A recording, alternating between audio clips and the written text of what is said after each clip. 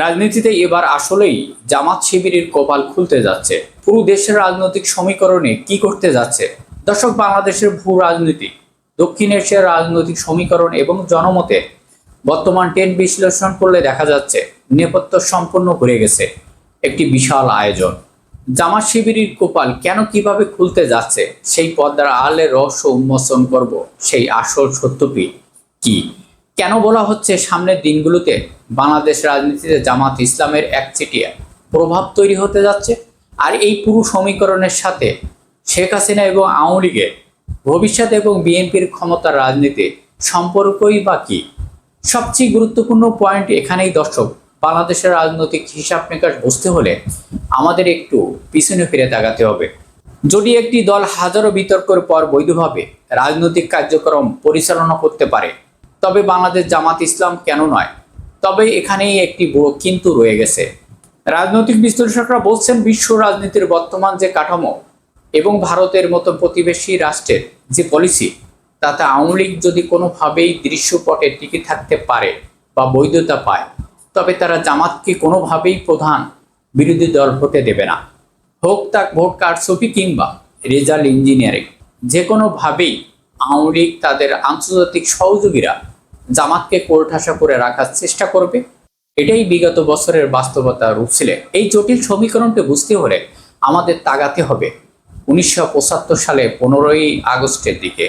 সেই সময় শেখ মুজিবুর রহমানকে সপরিবার হত্যা করার পর কেউ কল্পনা করিনি যে আওয়ামী লীগ আবার কোনোভাবেই ঘুরে দাঁড়াবে বা ক্ষমতা আসবে। শেখ পরিবারের মূলধারা প্রায় সবাই তখন শেষ। শেখ হাসিনাকে রাজনৈতিক আশ্রয় দেওয়ার মতো কোনো শক্তিশালী কেউ ছিল না। এমনকি তৎকালীন ডক্টর কামাল হোসেন সহ আওয়ামী লীগের একটি বড় অংশ শুরু থেকে শেখ হাসিনাকে মেনে নিতে পারেননি। অথচ পরবর্তীতে আন্তর্জাতিক নানা গোষ্ঠী, বিশেষ করে ভারত এবং পশ্চিমার কিছু শক্তি, এই পতিত শক্তিকে রাজনৈতিক স্বার্থে পা বাড়ায়। ফলে শেখ হাসিনা দেশে ফেরেন এবং দলে দায়িত্ব নেন প্রধান বিরোধী দল হিসাবে, এবং এক পর্যায়ে দীর্ঘমেয়াদী এক ফ্যাসিবাদের জন্ম দেন। ইতিহাস প্রমাণ করে আন্তর্জাতিক সমর্থন থাকলে জিরো থেকে হিরো হওয়া সম্ভব। তাহলে জামাত শিবিরের কপাল কিভাবে খুলছে? এখানে লুকিয়ে আছে সবচেয়ে বড় টুইস্ট। জামাতের রাজনৈতিক ভবিষ্যৎ এখন আর নিজেদের সাংগঠনিক শক্তির ওপর নির্ভর করছে না, বরং তা নির্ভর করছে দল হিসেবে আওয়ামী লীগের চূড়ান্ত বিচারের উপর। 2008 থেকে 2024 সাল পর্যন্ত বাংলাদেশে যা কিছু ঘটছে তার প্রতিটি ডিজিটাল প্রমাণ আজ স্পষ্ট। আইনের জটিলতা ছাড়াই প্রমাণের ভিত্তিতে আওয়ামী লীগ দল হিসাবে নিষিদ্ধ হওয়ার দ্বার প্রান্তে। শুধু নিষিদ্ধ নয়, তাদের সমস্ত সম্পত্তি বাজেয়াপ্ত করা আইনের প্রক্রিয়া অসম্ভব কিছু নয়। যদি আগামী দিনে দল হিসাবে আওয়ামী লীগ পুরোপুরি ভ্যানিশ বা নিষিদ্ধ হয়ে যায়, তবে আগামী 15 থেকে 20 বছরেও তাদের আর ঘুরে দাঁড়ানোর কোনো সুযোগ থাকবে না। আর ঠিক এই জায়গায় বদলে যাচ্ছে জামাত শিবিরের ভাগ্য। আওয়ামী লীগ যদি রাজনীতি থেকে পুরোপুরি মাইনাস হয়ে যায়, তবে বাংলাদেশের ক্ষমতা মূল কেন্দ্রীয় বিন্দুতে চলে আসবে দুইটি দল, বিএনপি এবং বাংলাদেশ জামাত ইসলাম।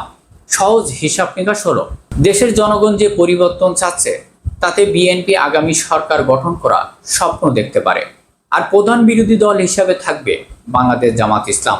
পরবর্তীতে ক্ষমতার পালা বদলে জামাতের এককভাবে রাষ্ট্র পরিচালনার আশা পথ পরিষ্কার হয়ে যাবে। তখন ক্ষমতার বৃত্ত ঘুরপাক খাবে বিএনপি এবং বাংলাদেশ জামাত ইসলামের মধ্যে।